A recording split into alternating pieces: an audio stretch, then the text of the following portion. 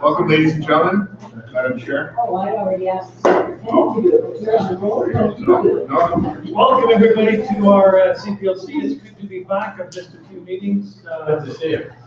And I have to step out again for a month or so after this, but I'll be back sometime in April. And things after that, I should be fully back in the division. But I believe we're going to go straight to the Humber. Yes.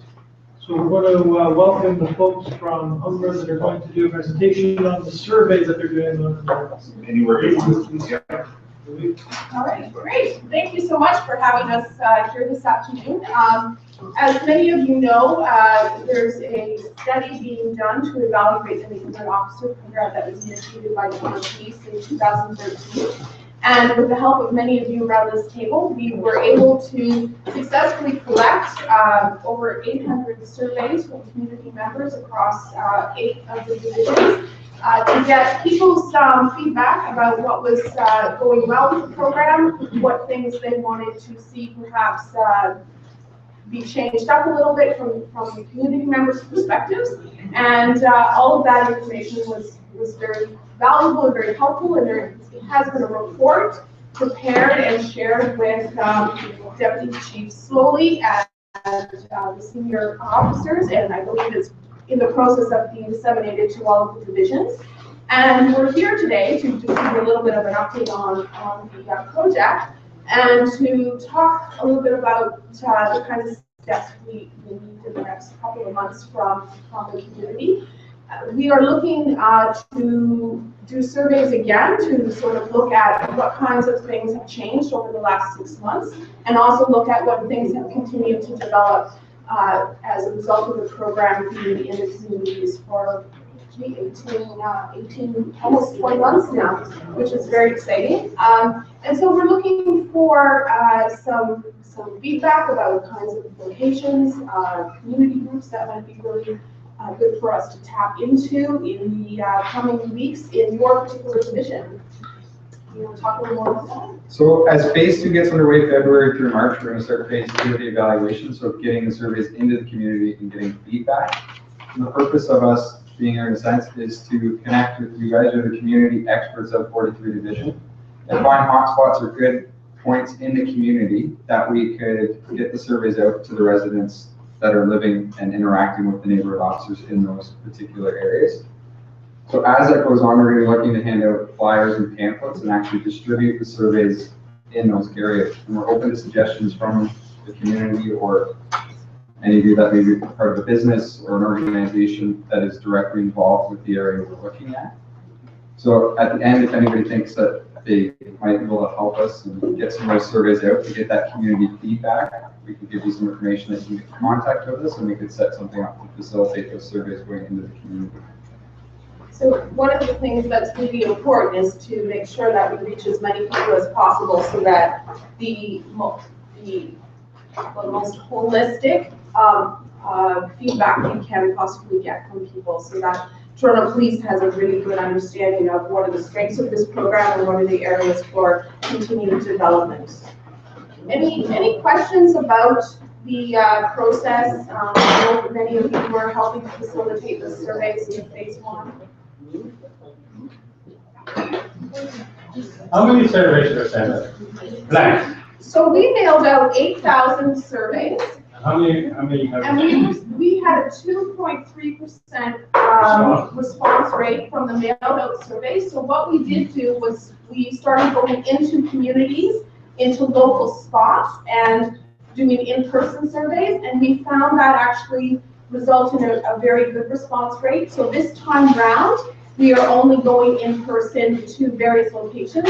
I think when people get something in the mail and they can't ask a question, if they're not as interested in participating, but when they can ask that question and understand more about what's happening and what the purpose is, people are wanting to very much get involved. Yeah, I think that's right. And then the incentive. The incentive. Yes. So we do have a raffle that people can enter. So these surveys are confidential, anonymous. No one's name goes on the survey. But what happens is, if they would like to, they can fill out a Rockwood ticket with their name and phone number. We keep that completely separate. And we have iPads, iPods, sweatshirts, gift cards, and incentive prizes like that that people can win as a result of participating. And that does help, you're very right. Yes, and how do we actually get, if we want to take them to our neighborhood, if we had a meeting or something, could we take them to our communities? Yes, you can. We can give you packages that have the survey and a return envelope and the raffle ticket in it with a information sheet that clearly says what the purpose is and reassures people that it's confidential and anonymous, that they can then mail in. The other way is we would be happy to come to your community meeting and talk a little bit about the project and make these surveys available to anyone who was interested in completing them. When is your deadline then for wanting to get them all back? We would like to finish this phase of the survey collection around the end of March. Now, last time your group was here, they talked about using us as a conduit to get some of those out. Is it something you're still prepared to do? If I provide my contact information to everybody here, maybe people watching online, could they get those surveys from me then? Yes, Yeah. we can work Okay. through that, yes. The only thing that we can absolutely give you surveys to give to someone to distribute, but in order to make sure people feel comfortable and under no pressure, Right. we are asking that it's not a police officer who's knocking at the door and asking someone to complete the survey.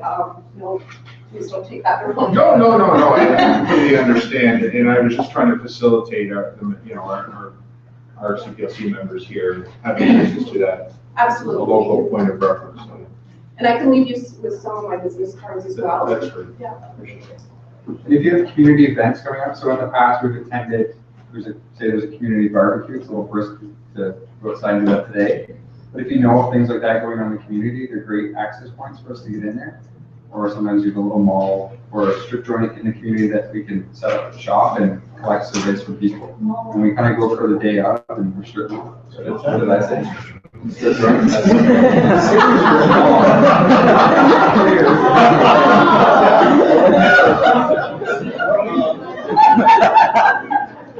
So, any volunteers? If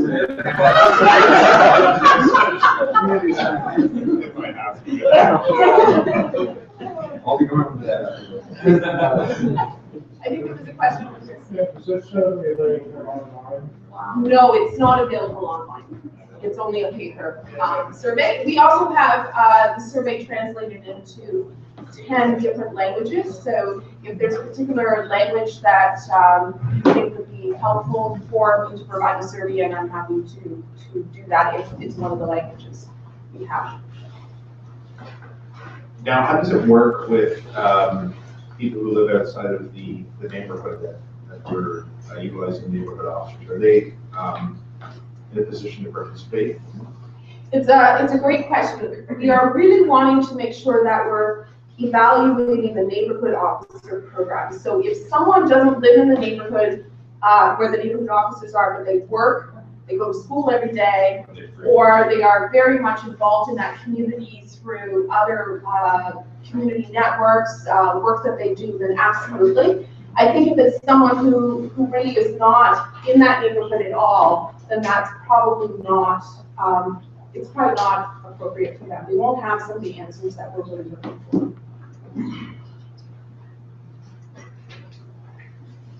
Okay, so at this point here, I'll just, my phone number is 416-808-4313 is the best way to contact me. If there's anybody online who wants any of the surveys, they can contact me. I'll make sure that they get out to the people who ask for it.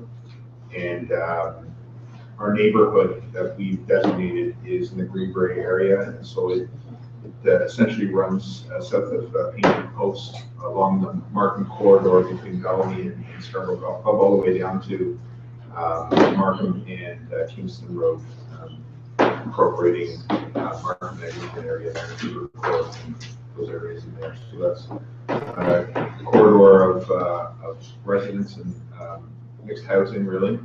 And there's high school in it, library, Cedar Grade Mall. There's a great number of things that attract people from the surrounding area. So if you frequent or any of the city services there or attend the mall or school, spend a great deal of time in that area, please feel free to contact me and I'll pass it a survey. Yeah, and people are also free to contact myself. I'm at Humber College, so my name is Dr. Janine Weber, and my number is 416-675-6622, and I'm at extension 3229. So that's another way to access surveys.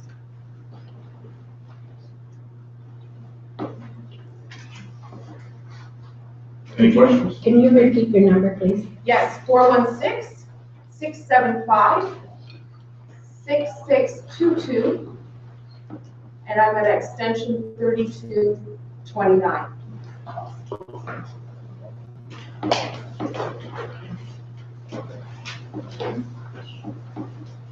Okay, well, on behalf of Josh, our research assistant, and myself, thank you so much for your time. Thank you. Thank you.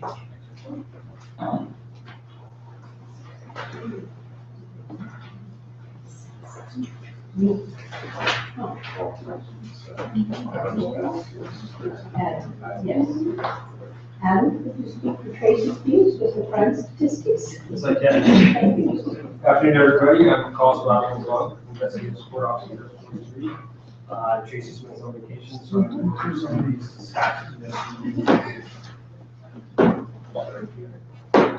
This first map here shows the collisions, the 42 collision for the month of January. You see the majority of our collisions are property damage. There is a lot of dots on that map, but in comparison to last year, we are counting collisions in the division, which is good. Next map. We've had some bad weather in January, so that would account for some of these.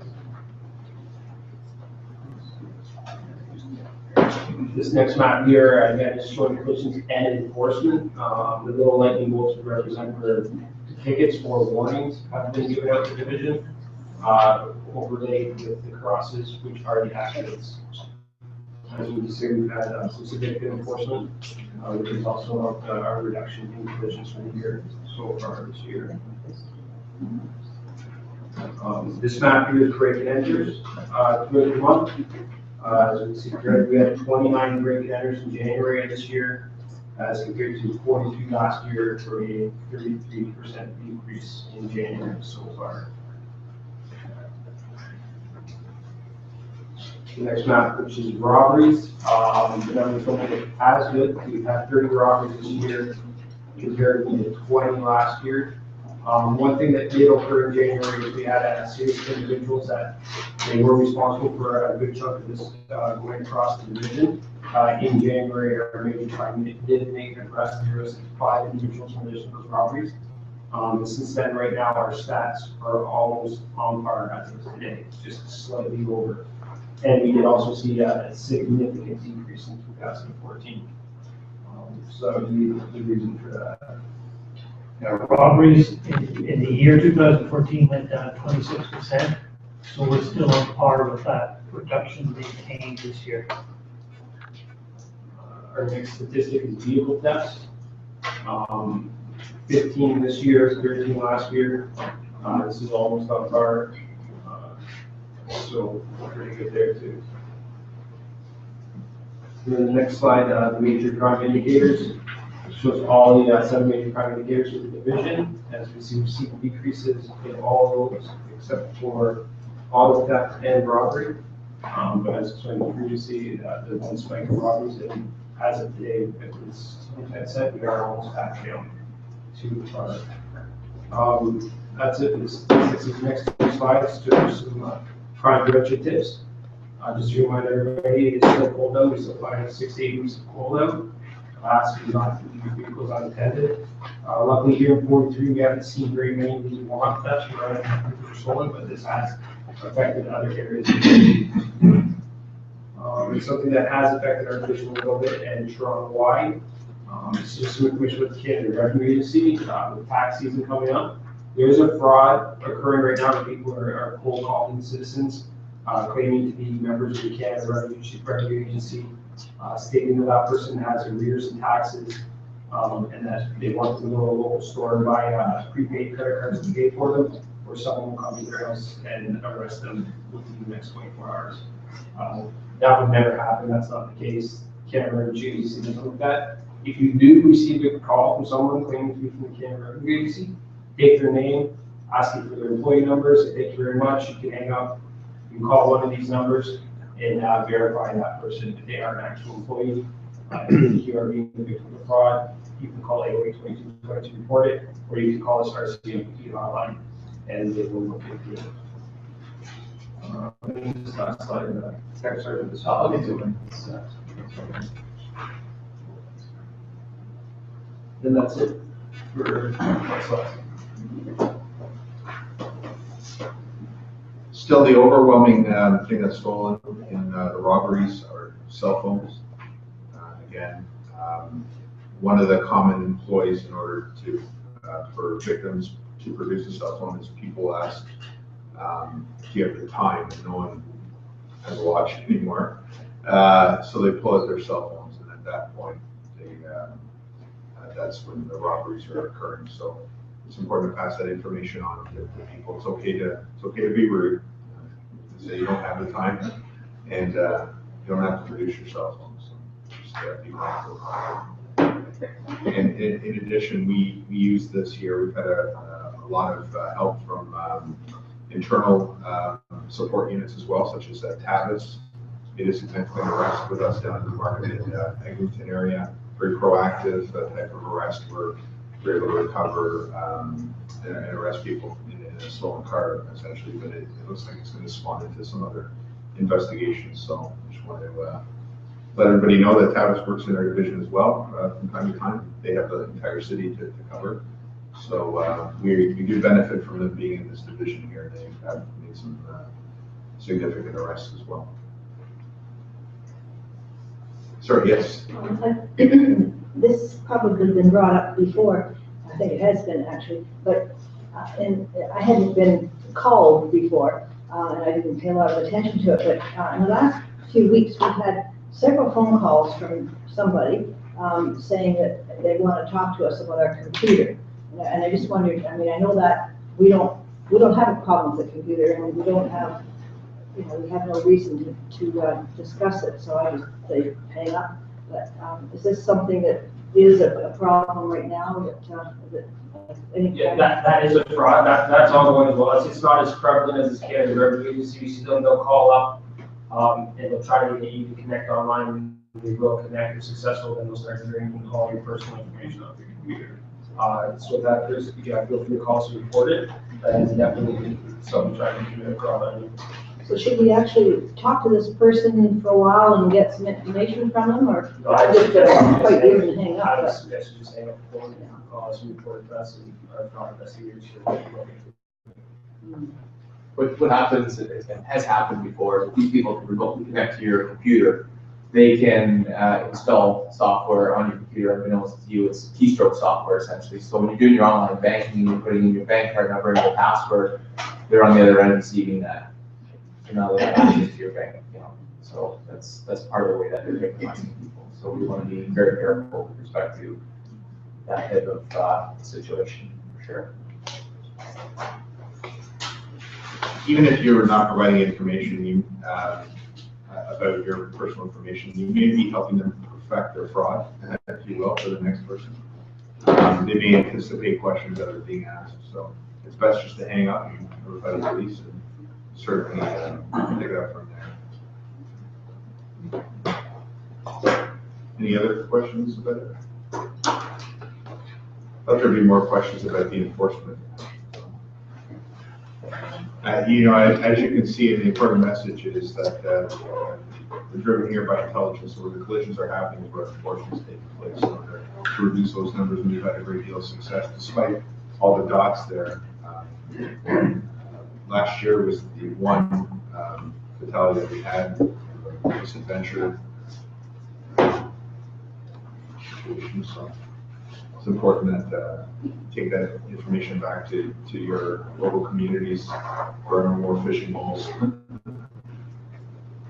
next one, this transaction happens while you're at your computer with them, on your computer, putting in your computer, or it happen in that.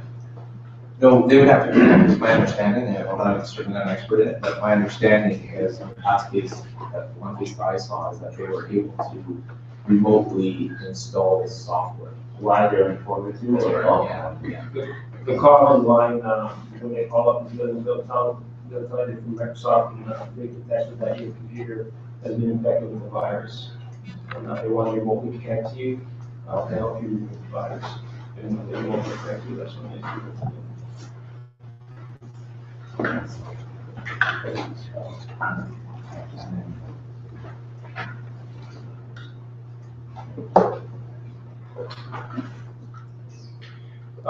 Hello, everybody. Sergeant Tim Bates. Just very quickly, so that I don't get anybody upset. I said that a while back that the Stanley Cup would be coming to 43 Division. It came last Thursday. It was right there. It was right here. It was here last Thursday. Unfortunately, the Stanley Cup's on a very tight schedule is the only way to put it. And it was I think we had it here for a total of an hour duration. I do work away from the job at the National Hockey League. So one of the things that we're trying to arrange, and I know there's a date coming up, an amazing event that 43 is involved in, and we'll do our best to have it visit publicly so that we can set something up with the Cplc that can be here for a couple hours and we can arrange something with our community and maybe work on some kind of charity-based thing of getting to see it. So that is in the works. It's just on a very difficult schedule right now. Unfortunately, it is all over the world. So it's, but it was great to have it in this building for an hour. I'm sorry you missed it. I know a lot of the officers were pretty thrilled to have their picture taken with it. So we'll do our best to get it back, and I'll keep you posted on that. Usually I leave early.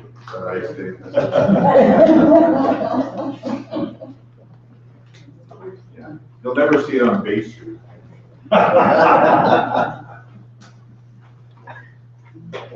What's next? Community concerns? Oh, I just got a couple things to go over, some significant incidents that have occurred in this division, one of which is the robberies that Adam had touched on with respect to the arrests with respect to robberies up around the Gladys area, and they were down in Florence and things like that. So there were 5 parties arrested, 4 of which are young offenders, one of which is an adult. So it was some very good work done by the MCU here. It was actually sort of the whole incident started, the arrest started with Durham pursuing a vehicle in the 42 Division in which it crashed. And we have a network here where we communicate with outside police agencies and other divisions, and it was a result of that communication with Durham Region and 42 Division that this all sort of came to fruition. So it was some excellent teamwork based on the systems that are in place here in 43 Division. Another incident happened on, actually next year I want to talk about, happened on January 29th that may have garnered a little bit of media attention, or certainly a lot of police response. It was a super busy day for us. One was an aggravated assault that occurred at 4175 Lawrence, where a male was, 2 males were involved in an altercation, and as a result of that physical altercation sustained a serious head injury and was treated in hospital, still in hospital. As a result of that, a 41-year-old male was arrested and charged with an aggravated assault. The homicide squad was notified in that because it was sort of touch and go with the victim at one point. He's still in serious condition. Another one on that same day, some citizens in the Morningside and Ellesmere area located a 3-year-old boy walking. I don't know if anybody remembers that specifically, but it was certainly snowy out. The weather conditions were not favorable for a 3-year-old walking outside by himself with no jacket, no shoes on. So, we have some great community members here in 43 Division, and they were able to gather this child and call the police, and we were able to identify a parent who was charged. Of course, that person can't be identified to protect the child, but that person was charged by us for leaving the child unattended.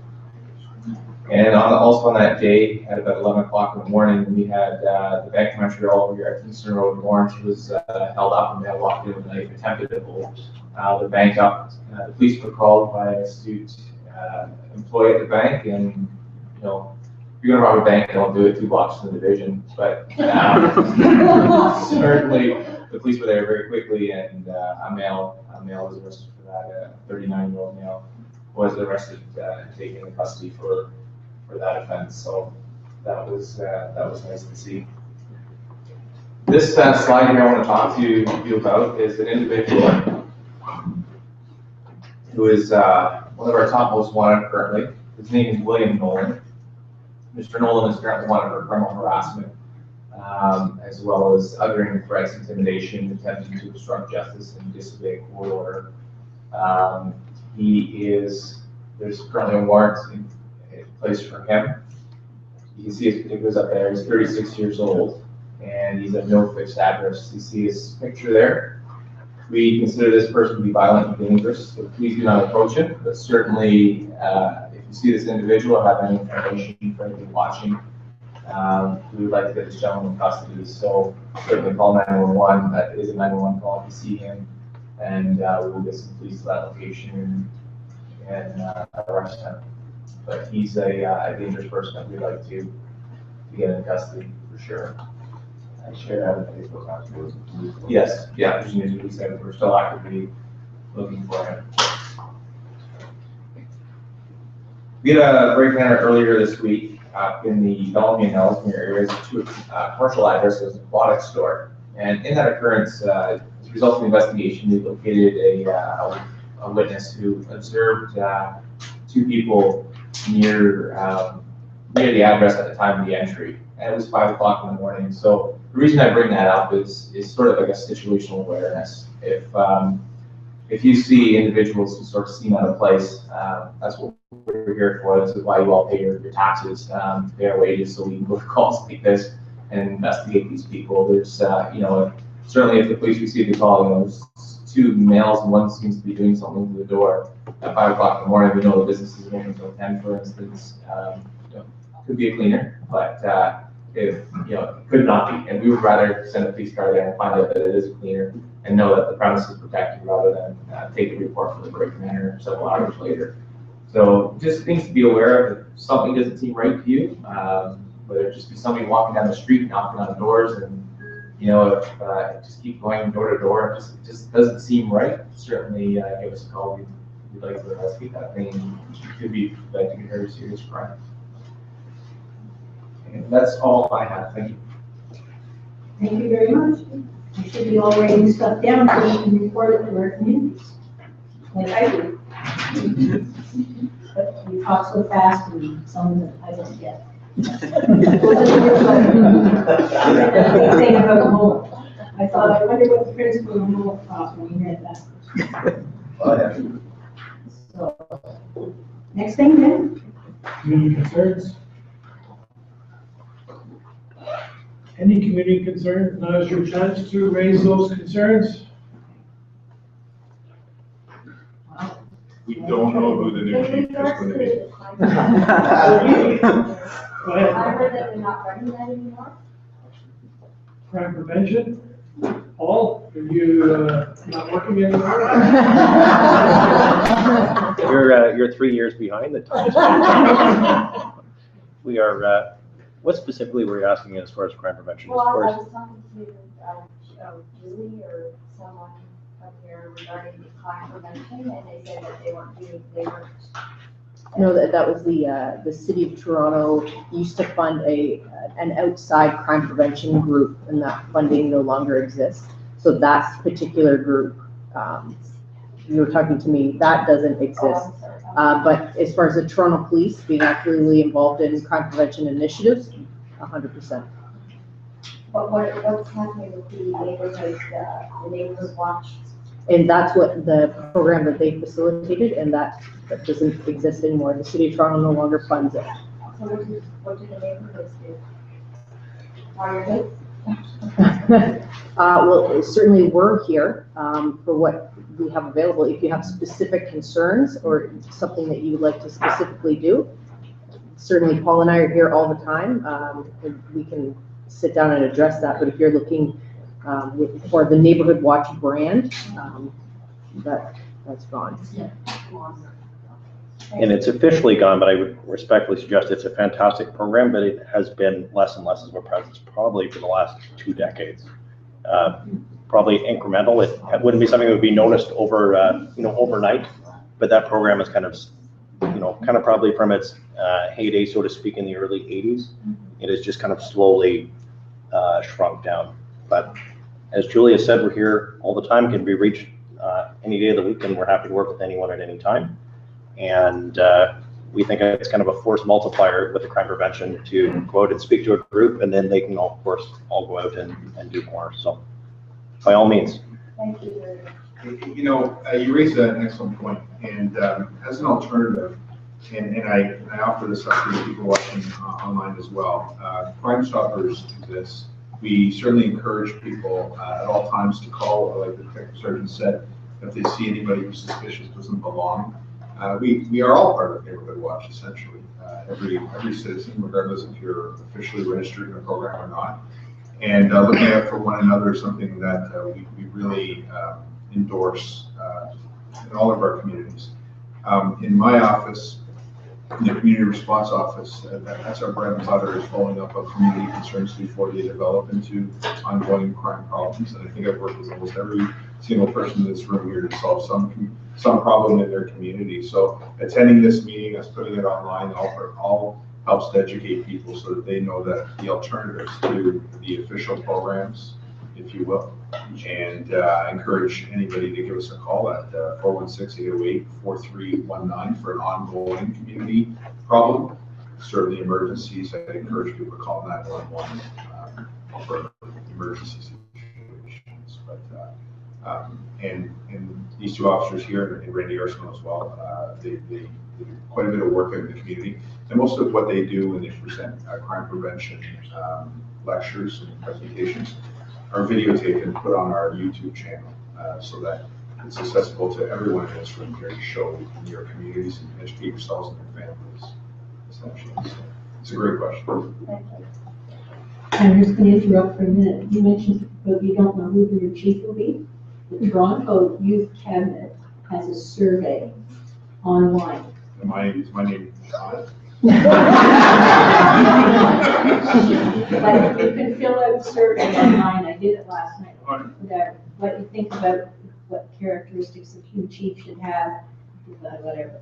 3 kind of fairly lengthy things that you could fill in. And I started mine and said that I didn't identify which division, but I said the division where I work, our volunteer, the officers are doing everything they need to do. Awesome. And then I went, but there are lots that aren't, and you can do all of them.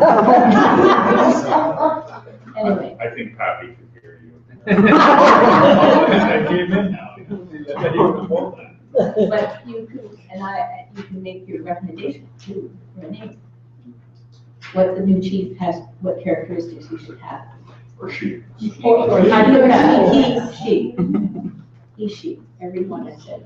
So go to the Toronto Youth Cabinet and website and fill out the form.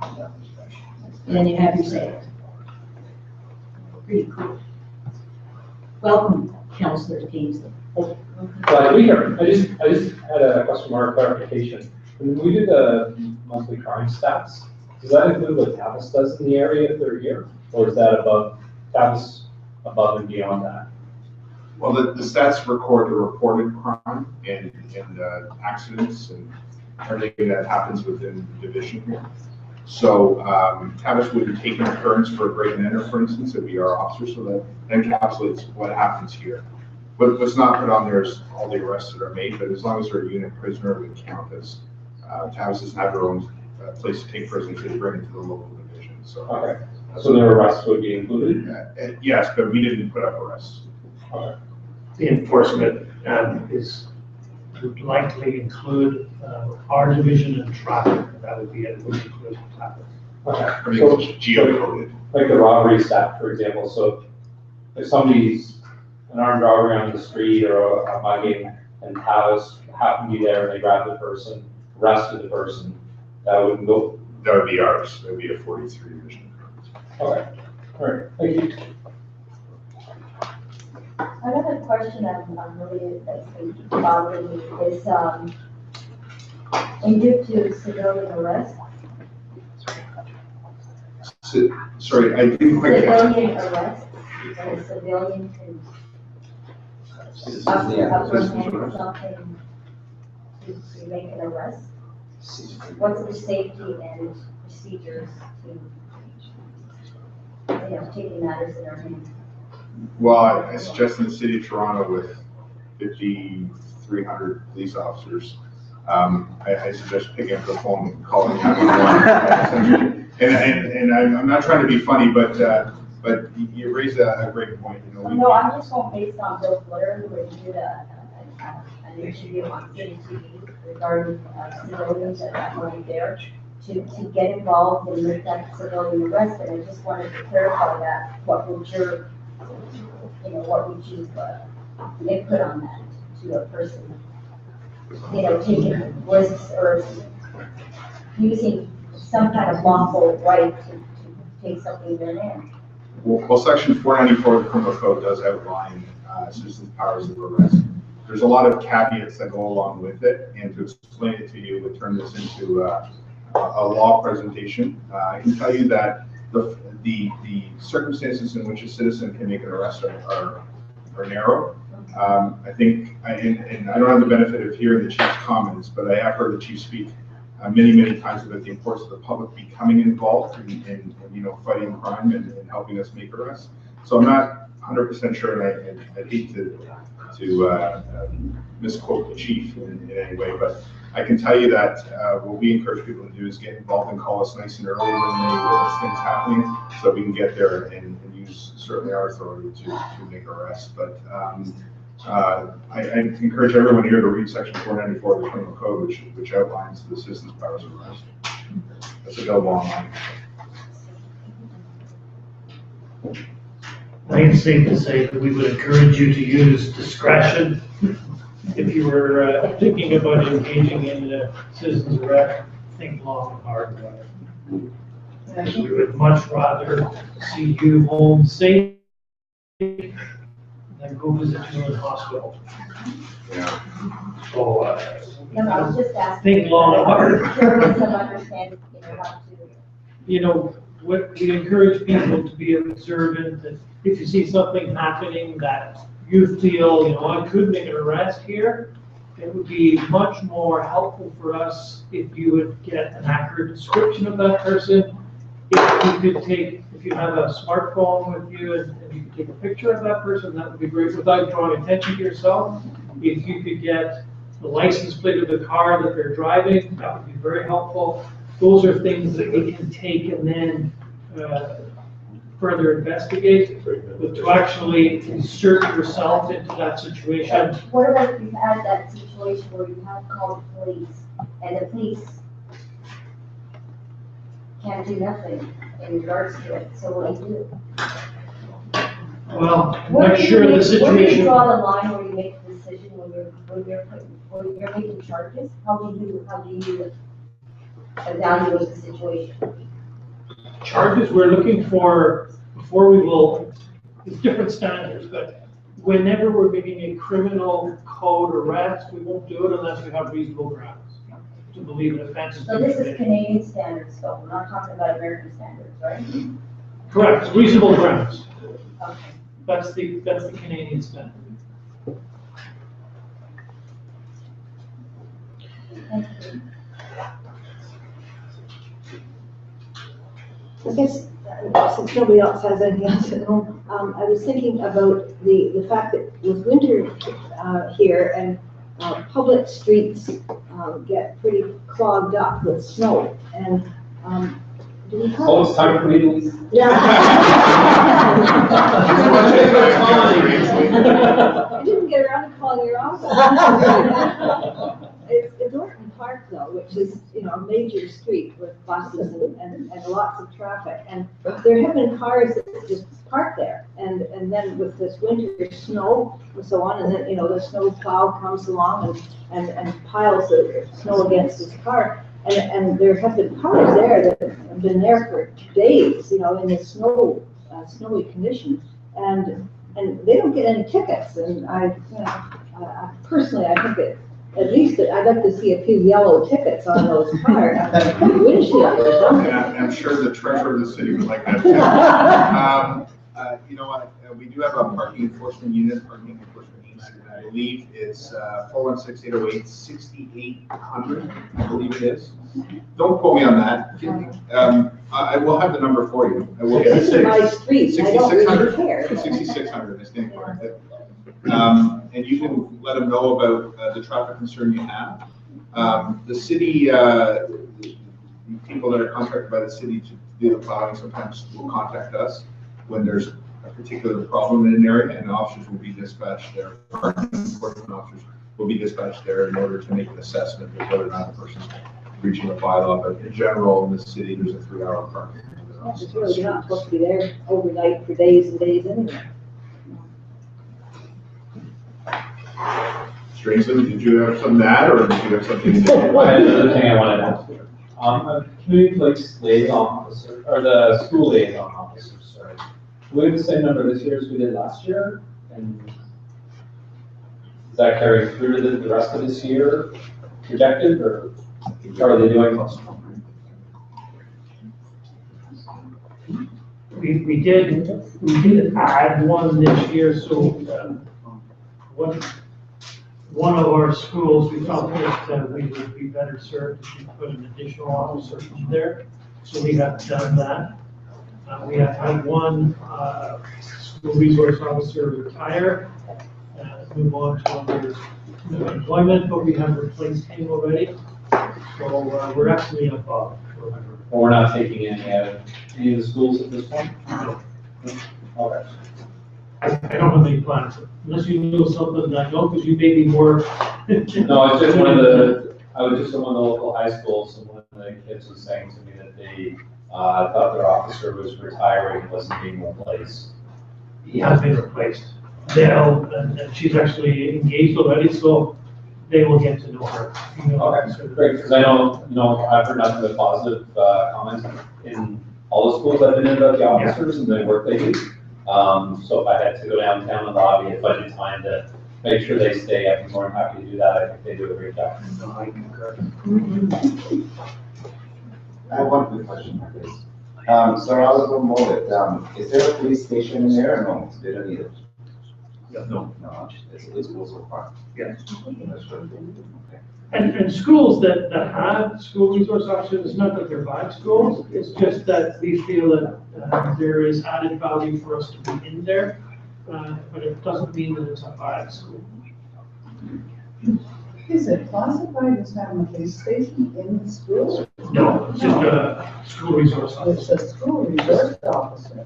Sometimes they have a station, like a little office for themselves. Well, they have an officer to sit and do some work, but yes, school resource.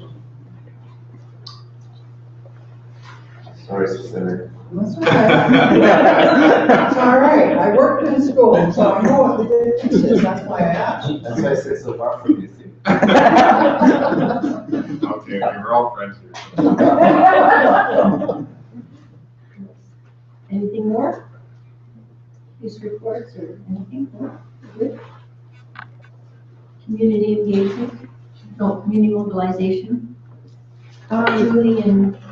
Yeah, just one thing I just want to add to it, and I guess back to your question, a service that Paul and I routinely do, partly because we get requests from the community, and partly when the bosses are sitting in their crime management meetings or in the morning meetings, and let's say a very vulnerable victim of a break and enter. I'll just use an example. The detective sergeant will bring that to our attention.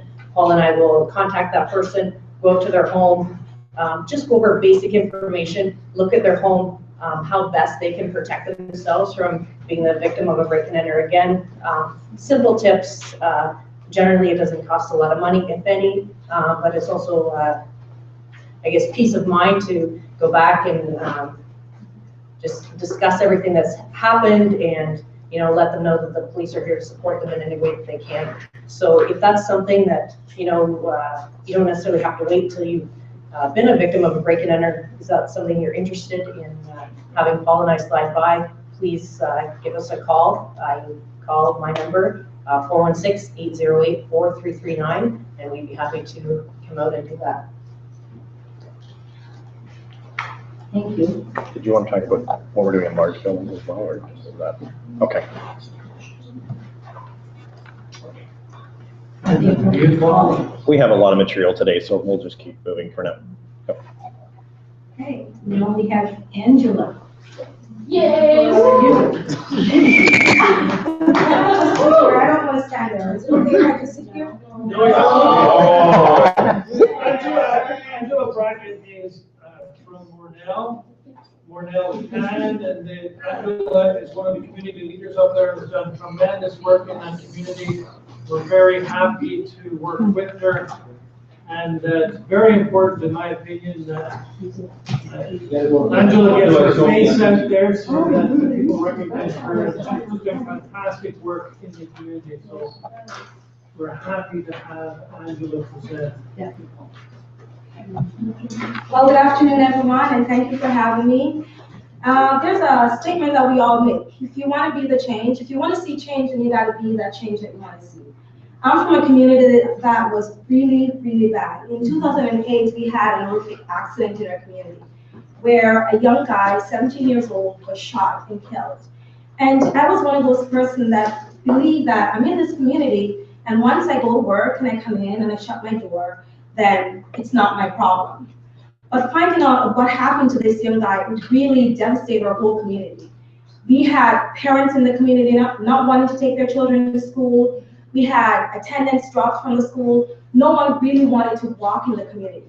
We had young kids that were so frightened because on our staircase, we had people trying to employ them to sell drugs and to do a lot of bad things. And from that accident, we had a community meeting, and we had a whole lot of service providers coming in and asking what they can do. I remember everyone talking and giving their opinion, and I'm just like, oh my gosh, these people are so stupid. Sorry to say that. Because it wasn't making any sense what they were saying. So I kind of said, may I say something? And I kind of opened my mouth and speak. After that, there's this crowd around me and saying, oh, you're the community leader. I go, no, I'm not. I just state my opinion, and I'm going home at this point. I did a wrong thing by giving one of the service provider my phone number, and she would not stop calling me at home.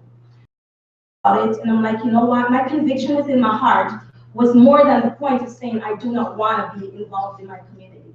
So from that, 3 other community members, senior citizen, 50 plus, and myself got together, and we decided that no, we're going to take our community back. And this is 3 women, and we're saying we're taking this community back with all these things that were happening. We went and we talked to our counselor, Paul Ainsley, and tell him what it is that we wanted to do, and he was so on board with it. We started going around and asking questions. How can we make our community better? So we were told about something called a community speak. We decided that we're going to hold one. They told us that, you know what, 15 people will show up. We had over 100 people came out to our community speak. We kind of said, what is the need of the community? What would you like to see? And one of the most important things was safety. There was such a pain about what was happening in the community, the things that were going on. The safety was a big thing. And we were like, okay, let's do something about it. We also went to the city of Toronto, and we got a whole lot of people on board with us. We started a Safe Walk program. And within that program, I know that there's still stuff that are happening, but our community has changed. We found out from the school, there were more kids coming to school. There were more parents willing to walk their kids to school because they thought we were cops. We have these beautiful yellow vests that we were wearing, and we had walkie-talkies. So they figured we were cops, you know, all of these ladies together, and they're an army, they're cops, but we weren't. We were just trying to take our community back. A lot of times we said, like, let's call the police, let's get the police involved, but it's your community. I'm speaking not only to the police officers, but also to community members. You gotta do something. I heard this lady over there just a while ago, she was asking, so what do we do? If there's a conviction in your heart about what's going on, mobilize the rest of your community, get together. Because at the end of the day, you'll live there. When you look at that word community, it's the word unity that joins it together. And that's what makes the difference. We gotta come together. We can't just depend on the police officers alone to do what needs to be done. So we continue our effective working in our community, wanting to see change. About 2 years ago, I was introduced to a very interesting police officer.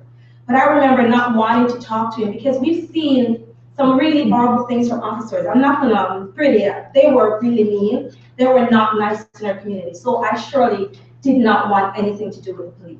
But I was told, meet this officer, he's pretty cool.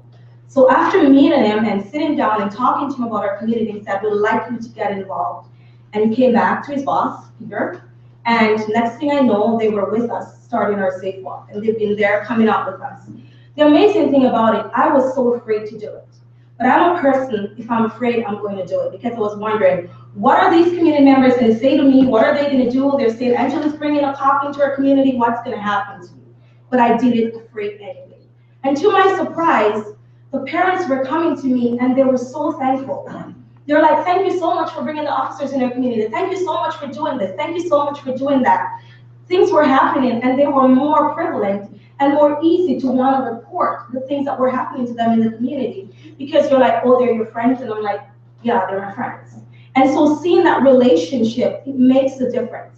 I'm here to say, I don't know who our chief will be, but if there's funds that needed, community engagement between the police officer is really, really needed in our community. You can't say that you want to see change, but yet you're not doing anything.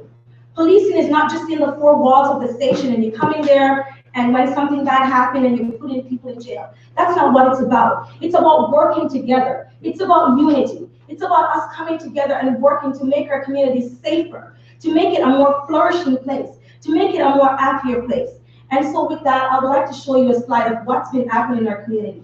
I know that things are not exactly how we want it, but things are not the same. Our community is better, it's more vibrant, and things are happening there.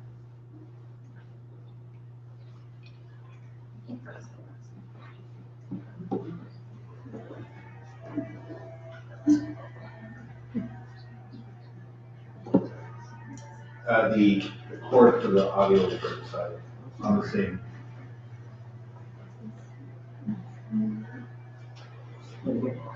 Sure.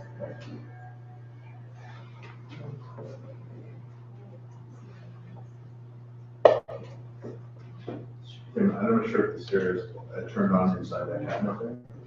Just have a look.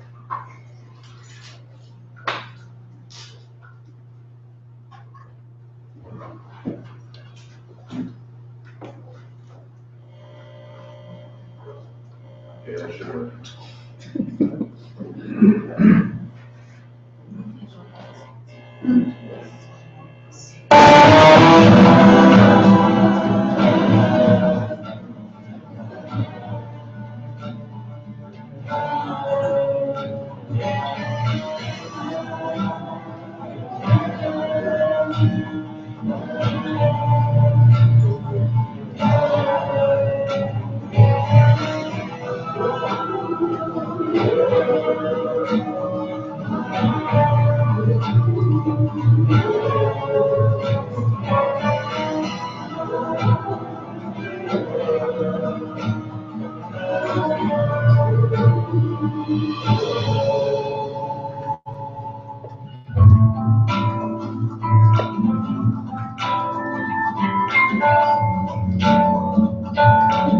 Minus 30 that day.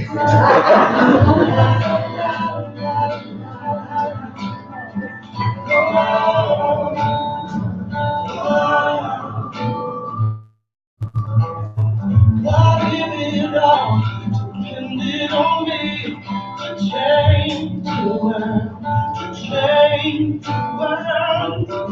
All in my only responsibility was to change the world, change the world. Let me be the one to start a revolution.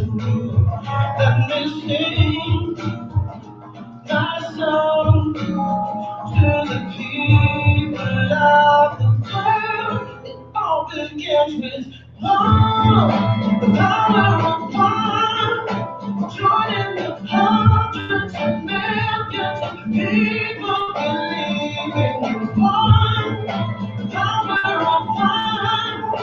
Don't hang around, stand up or sit down and believe we can change the world.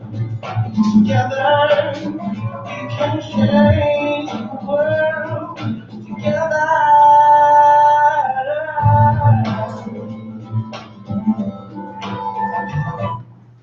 So this is what's happening in Mornell Court, and it is making such a difference in our community. I just want to read a few letters that I've gotten from some parents in our community regarding having the police officers walking with us. Some of these are not really written properly in English, so I just read it just as it is, so I'm sorry. The Morning Can Coalition has partnered with 43 Police Division. The officers also come out to the programs. The police officers also walk the children to school as part of the Safe Walk program. I think that this is a great idea. I think that having the police officers there will help build a good relationship with the children and families of the community, as well as help the kids to understand that police officers are there to serve and protect them and the community. And so this is just one of them, and there's another one. This letter is to say that the Walk Safe program is very much needed in our community. I support this program fully. I also have great things to say about having the police walking our children to school. Having the police benefits the community and our children.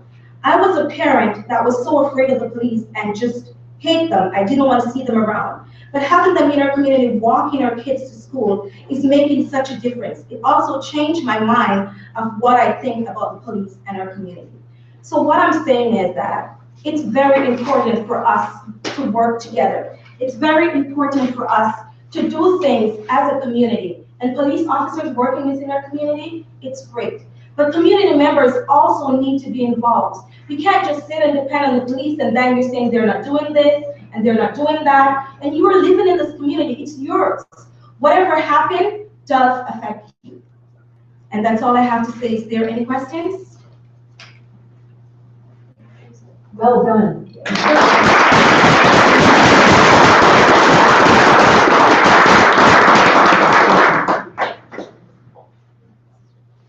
How many kids walk back and forth to school every day? Well, we just got our staff. We have 78 kids right now in our program.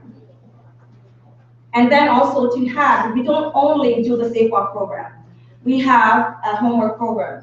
And as you can see, we have a service network program for our community hub, which also the police are a part of that. Whatever else we're doing, there's just one thing that we were doing in our community and really we're having a bad time about it. And I remember talking to Peter about it and sent to officers, and it was a totally different atmosphere in that meeting. It was totally different. One other thing I forget to say is that you can't just send any police officer to work in a community. You gotta be someone that has compassion and understanding. Because to be honest, some of them are really ignorant and they're really nasty. So the person that's there has to be able to work with the people in the community to be able to make that difference. Because when they come with attitude, you don't want anything to do with them. So you have to have real officers that saying, you know what, community is important to me and my heart is for the community. And that's what's gonna make the difference. And I think the officers here, they also pitched in when you're doing. Yeah, they help to paint, as you can see, they do a lot of stuff in our community. Why? Because community members decide that we are taking our community back. Our officers have never felt more welcome in Cornell than they are today, and a great deal has to do with the passion that you saw on display here. And we're looking and we're engaging Angela right now to find the next Angela in the different areas that we have. And I don't think there's another Angela out there, but I do think that there's people out there that just need to be given an opportunity to step up like Angela has. And we're looking for people. So the challenge that we have this year is to find our Angela in Tuxedo Court and Cougar Court and those areas there, so that we can replicate the success that we enjoy in Mornell. But it's work, and it's work each and every day. And when we're all bundled up, Angela's out there with her colleagues, and they're walking these kids each and every day back and forth, and it's just incredible to see the transformation in Mornell. It's incredible. Yes, sir.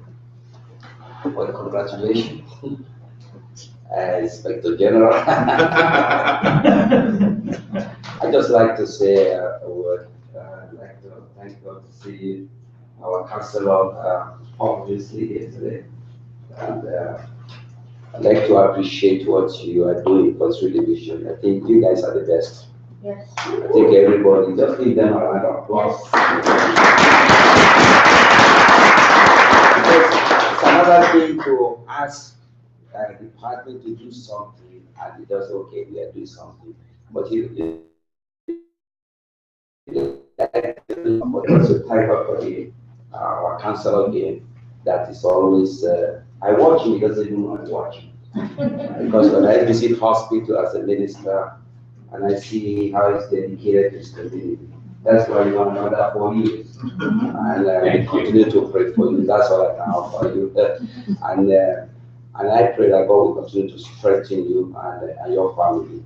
And you know what you are doing, you are showing, you are demonstrating your love, and that is the evidence that Sister just presented. And that's what we are teaching our people. Our people, since I've been around this area, and I've seen, even before they opened this station here, on the Gochak, and I've seen a lot of things. I remember when they opened this place, come to pray before they opened this place. I said something. I said, you cannot give what you don't have. You have to have it before you can give it. And I can see this happening. Thank you, Superintendent, and all the staff. Thank you, Pastor. Now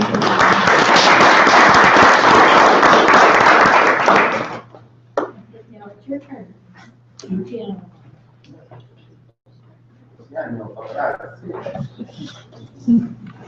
I'm here to talk about St. John Paul recently got a $2,000 grant from Whole Foods. So the School Garden Grant Program is a collaboration between Whole Foods Foundation and Food Corps. School Garden is a vital educational tool. Every seed planted sprouts a new opportunity for kids to cultivate healthy eating habits. Teaching kids to garden helps them learn about complex topics like sustainability and conservation, food systems, and community awareness. We have a seasonal outdoor garden and a modern functioning greenhouse. Integrated to the school building and recently renovated with automatic irrigation systems, allowing for crops and flowers to be grown year-round. The garden will help kids because sometimes in the morning, kids don't eat food, so this will give them a chance to have food with the Breakfast Club and will reduce crime. Example, kids eat no breakfast, that's a bad mood. Kids get aggressive, kids fight turns into a criminal assault and justice system. Once again, I'd like to thank Toronto Police Services and Officer Dave and St. John Paul II Catholic Secondary School for getting the grant for us. Thank you.